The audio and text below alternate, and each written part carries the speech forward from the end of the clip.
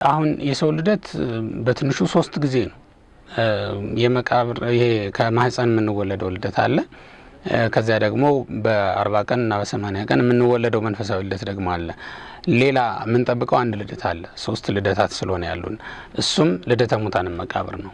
የሙታን ከመቃብር መወለድ ምን ጠብቀው ነው ወደፊት። ስንወለድ ግን አሁን ባለንበት ሁኔታ አይደለም። ሴቶቹ በ15 አመት ወንዶቹ ደግሞ በ30 አመት ጎልማሳነትና ቁንጅና እንዲወለዱ ነው የእግዚአብሔር ፈቃድ። ምክንያቱም ጥንተ ተፈጥሯችን የሚያሳየን እሱን ስለሆነ ማለት ነው። መጨረሻ ላይ ግን እግዚአብሔር ድብቅ ሰራዊት አለው እስካሁን ያላወጣው። ይሄ ጎግ ማጎግ የሚባል ማለት ነው። እስክንድር የሚባለው ንጉስ በጥበብ ዘግቶ ያስቀምጣቸው ናቸው። ቁም ነገሩ ግን ጥበብ እግዚአብሔር ነው። በኋላ ዓለምን ሊደመስስ የሚመጣ ሰራዊት ነው። አሁን ቢመጣ እንችለው ጊዜውን ጠብቆ ግን ያስቀምጠው ሰራዊት ነው። ያንን ይለቅና ዓለም በጦርነት እንድታልቅ ይደረጋል። ከዚያ በኋላ ህይወት ያለው ፍጥረት በምድር ላይ ይኖር። ከዚያ ቀጥሎ ሊሆን የሚችለው ነፋሳት መጥተው ምድርን ይራምሟታል፣ እንደ ብራና ነው የሚለው ይዳምጧታል። እና ሁሉም ይስተካከላል። ወታስተነፍስ ምድር 7 ዕለታት 7 ቀን ፍጹም ረፍት ጸጥታ ታደርጋለች። ከዚያ በኋላ ነው እንግዲህ የጌታ መምጣት የሚጠበቀው ማለት ነው። ሐሳዊ መሲህ እኮ ማለት በቀኝ እጁ ፀሐይን በግራ እጁ ጨረቃን ይዞ በመምታት ማለት ነው የያዘ መስሎ ዓለምን ድብልቅልቋን የሚያወጣ ሰራዊት ያለው ነው። እና ገና ከሐሳዊ መሲህ አስቀድሞ የመጣ ኤልያስ ሊሆን አይችልም። ደብረ ዘይት የወይራ ዛፍ የበዛበት ተራራ ማለት ነው። ከኢየሩሳሌም በስተ ምስራቅ የምትገኝ ተራራ እንደሆነችም ይነገራል። በዚህ ተራራ የጌታችንና የመድኃኒታችን ደቀ መዛሙርት ሐዋርያት ስለ ዳግም ምጽአት ይነግራቸው ዘንድ ጌታችንን ጠይቀውታል። የማቴዎስ ወንጌል ምዕራፍ 24 ከቁጥር 1 የጌታችን ዳግም መምጣት ወይም ምጽአት ከመጀመሪያው መምጣት ወይም ልደት በምን ይለያል? የመጀመሪያው ምጽአቱ እንደውም ፍቅሩን የገለጠበትና ኃጣንን የሰበሰበበት ምጽአት ነው። ኃይለኛውን ለማሰር እሱ ደካማው ነው መጣ። ምክንያቱም ማሸነፉ የሚደንቀው እንደዚያ ሲሆን ስለሆነ በትሁት ሆኖ ነው የተገለጠው። በትሁት ስጋ ማለት ነው። የባሪያውን መልክ ይዞ ነው የተገለጠው። የኋላ መጣቱ ግን እንዲህ አይደለም፣ በልዕልና ነው የሚመጣው። ያ ማለት ምንድነው? በግርማ መንግስት በብርሃነ መለኮት ይመጣል ማለት ነው። ሲመጣ እኮ ማምላክ ድንግል ማርያም ብቻ ተሰማው የነበረ ቅዳሴ ነው የነበረ አይደል? በማህፀነ ማርያም በነገረ ማርያም በኋላም አረጋዊ መንፈሳዊም እንደገለጸው ድንግል አጽናነት ሪሳ መንገለ ከርሳ ነው ከመተስማ ቃለ መላእክት የመላእክትን ቅዳሴ ለመስማት አንገቷን ወደ ሆዷ ዘንበል ታደርግ ነበር ይላል። እሷ ብቻ የምትሰማው ቅዳሴ ነው የነበረ። ኋላ ሲመጣ ግን ዓለም ሁሉ የሚሰማው የምስጋና ጎርፍ እየጎረፈለት ነው የሚመጣው። ዓለም ሁሉ የሚሰማው ማለት ኃጥአንም ጻድቃንም አጋንንትም ሳይቀር ሁሉም በዚህ ልዩ ነው ማለት ነው። ዮሐንስም በራእዩ ምዕራፍ 14 ላይ ነው የሚገልጸው። ቅዳሴ እንደሚቀርብለት ውዳሴ እንደሚቀርብለት የዘንባባ ዝንጣፊ ተይዞ እየተዘመረለት እንደሚመጣ ነው የሚናገረው። አሚሃ ይሬ ወለወግወን ያዩት ሰዎች የወጉት ሰዎች ያዩታል እናም ያምኑበታል። አይሁድ ሳይቀር ያምኑበታል። ያን ጊዜ እምነታቸው ምንም እንኳን የሚረባ የማይጠቅም ባይሆን አምነውበት ተሳስተን ኖሯል ለካ ይቅር በለን የሚሉበት ዘመን ነው። በዚህ ምድር ላይ በመጣበት ጊዜ ግን ይቅር በለን አላሉትም። የሰው ልጆችን ኃጢአት የሚያስተሰርይላቸው እያሉ ያፌዙበት ነበር። ያ ይቀየራል። ስለዚህ የኋላ ምጽአቱ ሁሉን አስተካክሎ አምላክነቱን የሚገልጥ ነው ማለት ነው። በምጽአት ጊዜ ዳግም ትንሣኤን የምንቀበለው እንዴት ነው? የትንሣኤ አሁን የሰው ልደት በትንሹ 3 ጊዜ ነው። የመቃብር ይሄ ከማህፀን የምንወለደው ልደት አለ። ከዚያ ደግሞ በ40 ቀን እና በ80 ቀን የምንወለደው መንፈሳዊ ልደት ደግሞ አለ። ሌላ ምን ጠብቀው አንድ ልደት አለ። 3 ልደታት ስለሆነ ያሉን እሱም ልደተ ሙታን መቃብር ነው። የሙታን ከመቃብር መወለድ ምን ጠብቀው ነው ወደፊት። ስንወለድ ግን አሁን ባለንበት ሁኔታ አይደለም። ሴቶቹ በ15 አመት ወንዶቹ ደግሞ በ30 አመት ጎልማሳነትና ቁንጅና እንዲወለዱ ነው የእግዚአብሔር ፈቃድ። ምክንያቱም ጥንተ ተፈጥሯችን የሚያሳየን እሱን ስለሆነ ማለት ነው። ትንሣኤውም የሚደረግ የእያንዳንዱ ሰው የራስ ቅሉ ካረፈበት ስፍራ ላይ ነው። የራስ ቅላችን የሚያርፍበት ስፍራ አለ። እዚያ ላይ አይጽምት ሁሉ ይሰበሰባል። ሀባሃሎሪስ ህይት ገባ ሁሉ መለያለኝ ነው የሚለው።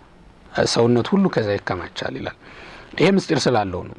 የቤተክርስቲያን ራስ ክርስቶስ ነው እና ቤተክርስቲያን አካል ብልት ነች። ይህትም ተበታትና ትኖራለች። ወንዘ ዝሩቲቲ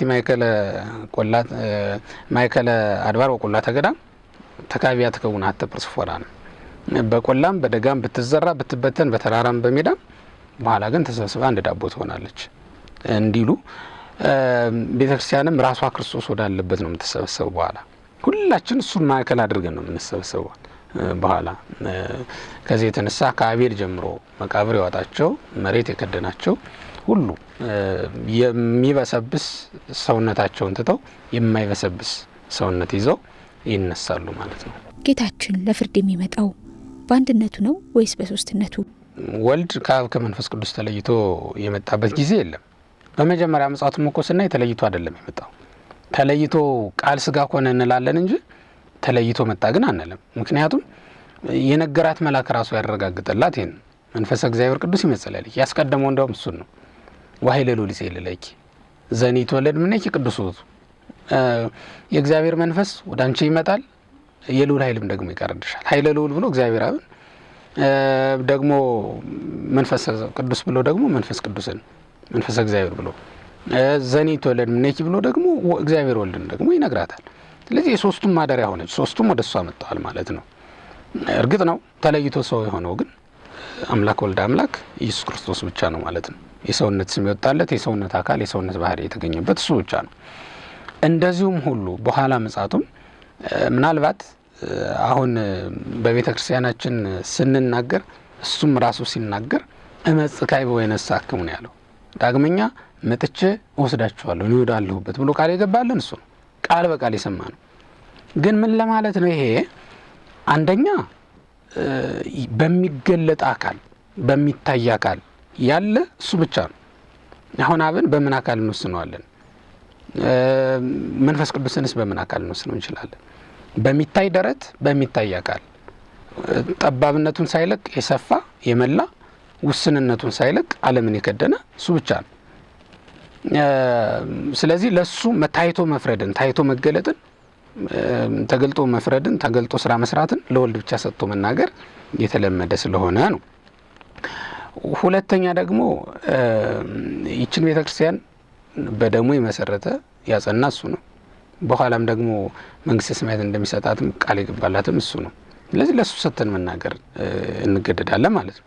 ቃል ዘባሕቲቱ ደግሞ የብቻው ቃል እንለዋለንና ያም የመንፈስ ቅዱስም ቃል እሱ ስለሆነ ነውና ሁሩ የሚለው ቃልም የሚነገረው መልእክቱ የሚተላለፈው በሱ ቃልነት ስለሆነ ለሱ ብቻ ሰጥተን እንናገራለን እንጂ ከአብ ከመንፈስ ቅዱስ ተለይቶ ስራ የሚሰራበት ጊዜ የለውም።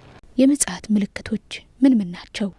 ረሃብ፣ ቸነፈር፣ ጦርነት በየሀገሩ ሁሉ ህዝብ በህዝብ ላይ መንግስት በመንግስት ላይ ይነሳሳሉ ይላል። እነዚህ ነገሮች መጀመሪያ ላይ የመከራው መግቢያ ሆነው የተቀመጡ ምልክቶች ናቸው። ከሁሉም ነገር በላይ ግን እኔ አሁን እንደ ትልቅ ምልክት ወስደው ነብዩ ዳንኤልም የተናገረው ጌታችንም በማቴዎስ 24 ላይ የጠቀሰው ታላቁ ምልክት እሱ ነው። የጥፋት ርኩሰት በተቀደሰው ስፍራ ላይ ቆሞ ስታዩ ነው የሚለው። ያን ጊዜ አንባቢው ያስተውላል። እና አሁን የጥፋት ርኩሰት በተቀደሰው ስፍራ ላይ ቆሞ የምናይበት ጊዜ አለ። ምክንያቱም በእኛይቱ ቤተክርስቲያን በተቀደሰችው አውደ ምሕረት ጴጥሮስ ጳውሎስ በሰበኩባት አውደ ምሕረት ላይ የኑፋቄ ትምህርት የሚያስተምሩ አሉ የሚታዩ ማለት ነው። በሃይማኖት ሰበብ ነው። አሁን አብዛኞቹ ዝርፊያዎች የሚካሄዱት በሃይማኖት ሰበብ ነው። ይሄንን የሚያደርጉ ሰዎች አሉ። በልዩ ልዩ መንገድ በማታለል ማለት ነው። በብህትውና ሰበብ ሊሆን ይችላል። አለበለዚያ ደግሞ ተሹመው የተሾሙበትን ኃላፊነት በአግባቡ ባለመወጣት ሊሆን ይችላል። እና አብዛኞቹ መገናኛዎች እንኳን የህዝብ መገናኛ ዘዴዎች እንኳን በራሱ ስለ ቤተክርስቲያኒቱ እንዲያወሩ የሚገደዱበት ጊዜ በጣም አለ።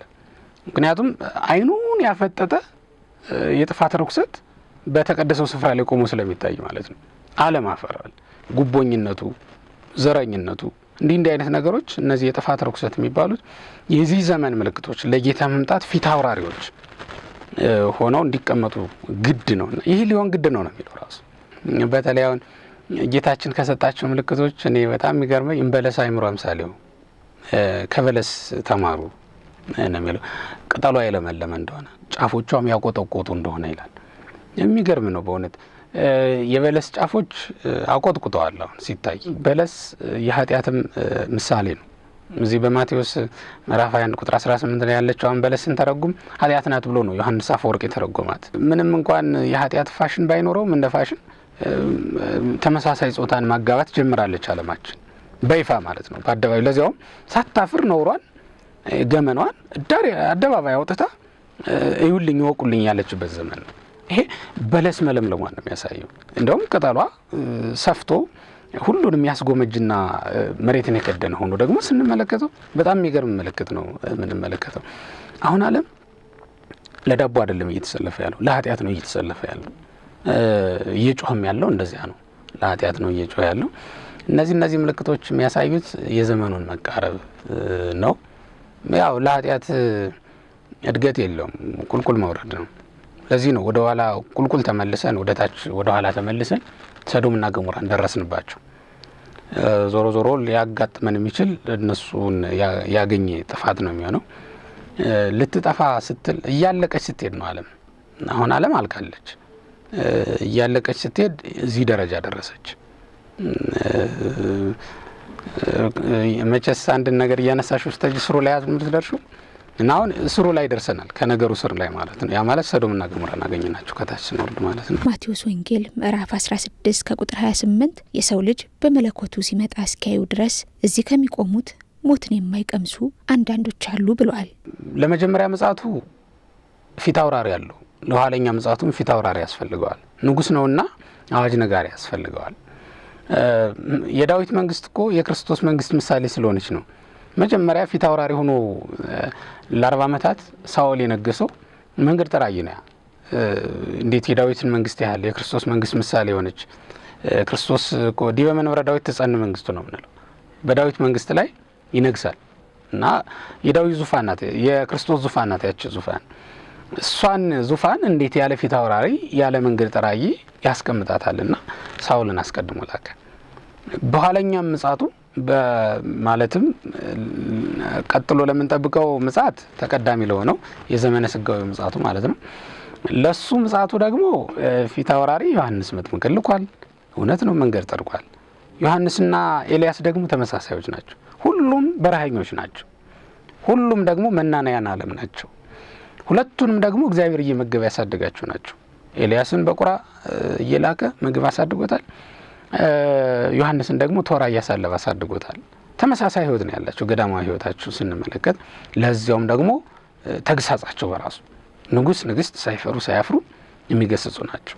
ዮሐንስ ሄሮድስን እና ሄሮዲያዳን፣ ኤልያስ ደግሞ አክዓብና ኤልዛቤልን ተመሳሳይ ህይወት አላቸው። ስራቸውም ደግሞ ተመሳሳይ ነው። ዮሐንስ የመጀመሪያውን መንገድ ጠረገለት፣ አስተካከለለት።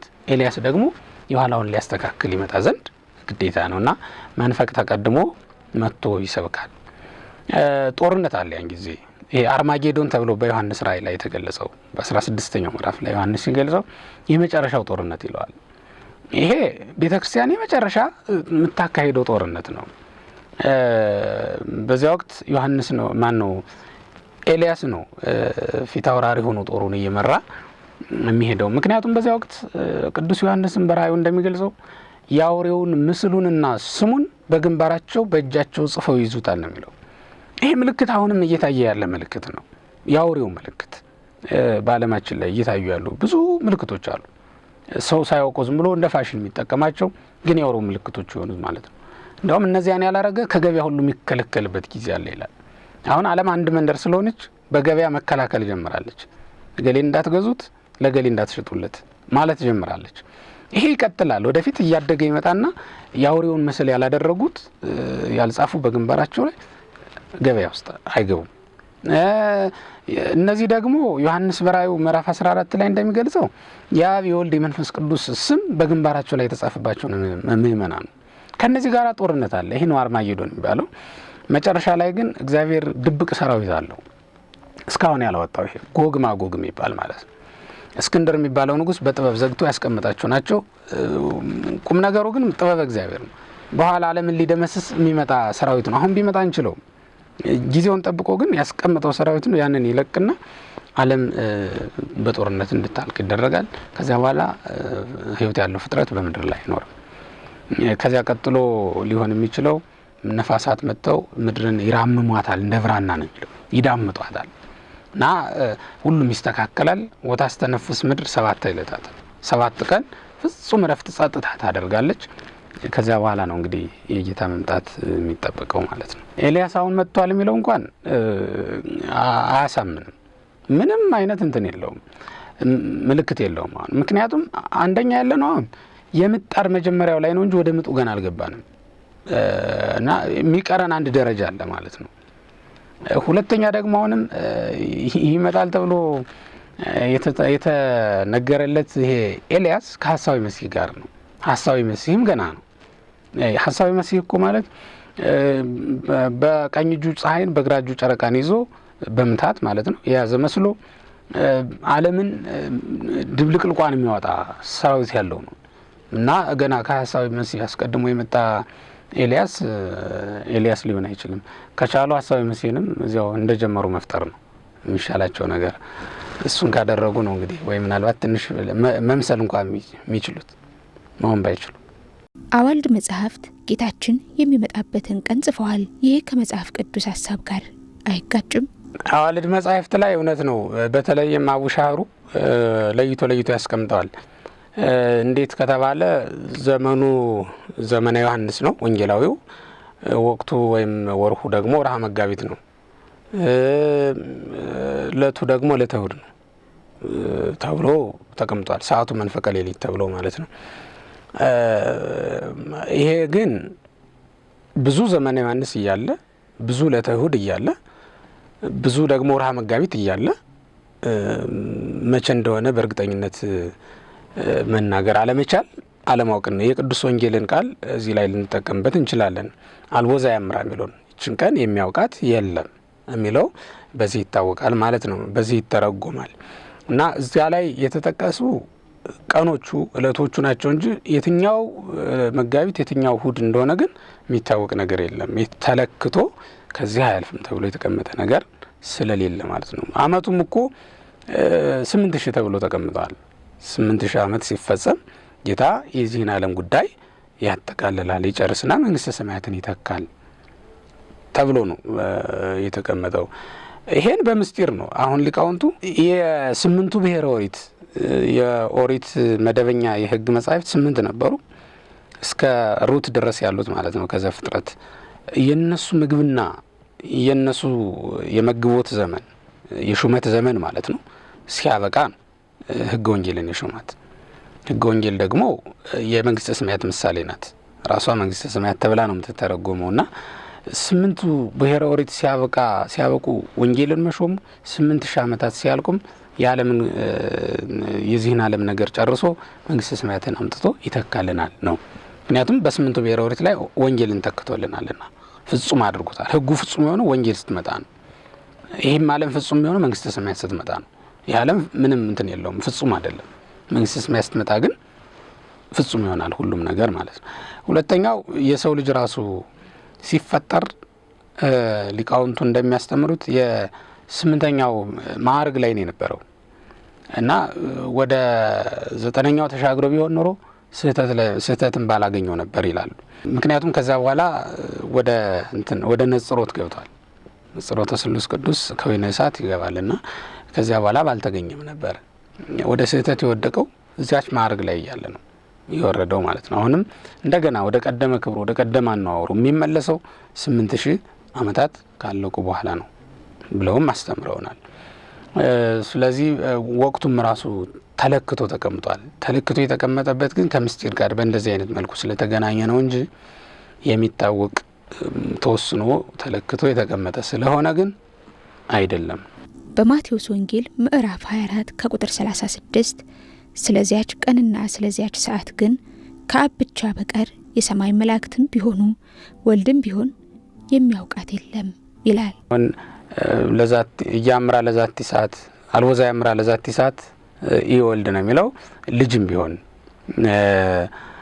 ማነው መላእክትም ቢሆኑ የሰማይ መላእክትም ቢሆኑ አያውቋትም ተብሎ ተጽፏል። እውነት ነው፣ የሚያውቃት የለም። ይሄ ማለት አንደኛው ይችን ቀን ልጅም ቢሆን አያውቃትም የሚለው አዳምን ነው ብለው ነው የሚተረጉሙት ሊቃውንቱ። አዳምን ራሱን ነው ልጅ የተባለ እሱ ነው። በምን ይታወቃል ከተባለ ቀጥሎ መላእክት በማለቱ ቀጥሎ ሰውን አልጠራም መላእክት ነው የሚለው ቀጥሎ። ስለዚህ ቀጥሎ መላእክትን ከጠራ አዳም ያውቃታል ማለት ነው። ለምን አልተጠራም? ስለዚህ ልጅ ያለው ወይም ወልድ ብሎ የጠራው አዳምን ነው የሊቃውንቱ ትርጉም። ሁለተኛው ራሱን ወልድን ነው ክርስቶስን ነው አላወቃትም የተባለው። ለምን ከተባለ ይችን ቀን በልበ እግዚአብሔር የታወቀች ቀን ናት። በሰው ሰውኛው ግን የምትታወቅ አይደለችም። እንደ ሰውነቱ ጥንተ ተዋህዶ ቅድመ ተዋህዶ አላዋቂ ስጋን ነው የተዋሃደ። እውቀት የነበረው ስጋ አይደለም። አላዛርን ወዴት ተቀበራችሁት ብሎ የሚጠይቅ ስጋ፣ አላዛር የተቀበረበትን እንኳን የማያውቅ ስጋን ነው የተዋሃደው። እና በዚህ ምድር ላይ በነበረው ሰዓት ማን ነው ገሰሰ ጽንፈ ልብሴ እያለ እኮ ይጠይቅ ነበር። የልብሴን ጫፍ የዳሰሰ ማን ነው? እንደ አምላክነቱ እኮ ያውቃል። ምክንያቱም በምን ይታወቃል? ቀጥሎ ምን ይላል? አእምር ከመውጽእ ኃይል ምን ነው የሚለው ከእኔ ኃይል እንደወጣ አውቃለሁና ብሏል። አይ ተመልከቱ፣ እዚህ ላይ ከኋላው ስራ እንደሰራ ያውቃል፣ ፈውሷታል። ነገር ግን ደግሞ ሰውነቱን ለማስረዳት ምን ይል ነበር? መኑ ገሰሰ ማን ነው ልብሴን የነካ ብሎ ጥያቄ አቅርቦ እንደነበረ ነው። ከኋላው ያውቃል እንደ አምላክነቱና ከኋላው ያሉት ማንም አልነካም፣ ይሄ ሁሉ ሰው እየተጨናነቀ ማን ነካኝ ትላለህ እንዴ የሚል መልስ ነው የሰጡት። አላዩአትም፣ እሱ ግን አይቷታል፣ ያውቃትማል። ስትመጣም አመጣጧን ያውቅ ስለነበር ነው የጠየቀው። ስለዚህ ለአጽድቆተ ትስብእት ነው ሰውነቱን ለማስረዳት የተቀመጠ ኃይለ ቃል እንደሆነ ነው የሚያሳየን ነው አንዱ ነገር። ሌላው ገና በአብ ልብነት ታውቃለች እንጂ በወልድ ቃልነት አለመነገሯን ለማስረዳት ነው። ወልድም ቢሆን አያውቃትም ተብሎ መቀመጡ ሶስተኛ ትርጉሙ ነው የሚሆን። ገና በአብ ልብነት ተቀምጣለች፣ በወልድ ቃልነት ግን ትሁን ትፈጸም ተብሎ መንግስተ ሰማያት ትሰጥ ተብሎ የተቀመጠ ነገር ስለሌለ ለዚያ ነው። ስለዚህ ጌታችን መድኃኒታችን ኢየሱስ ክርስቶስን እንዴት እንጠብቀው? በነገራችን ላይ ቤተ ክርስቲያናችን ይህን ቀን የምጽአት ቀን ብላ በልዩነት ታክብረው እንጂ ምጽአት የጌታችን የመምጣት ነገር ሁልጊዜ ሲታሰብ ሊኖር የሚገባው ጉዳይ ነው። ለዚህ ነው ቤተ ክርስቲያን ጉልላቷን ላይ 7 የሰጎን እንቁላል ታስቀምጣለች፣ ጉልላቱ ላይ መስቀል ታስቀምጣለች።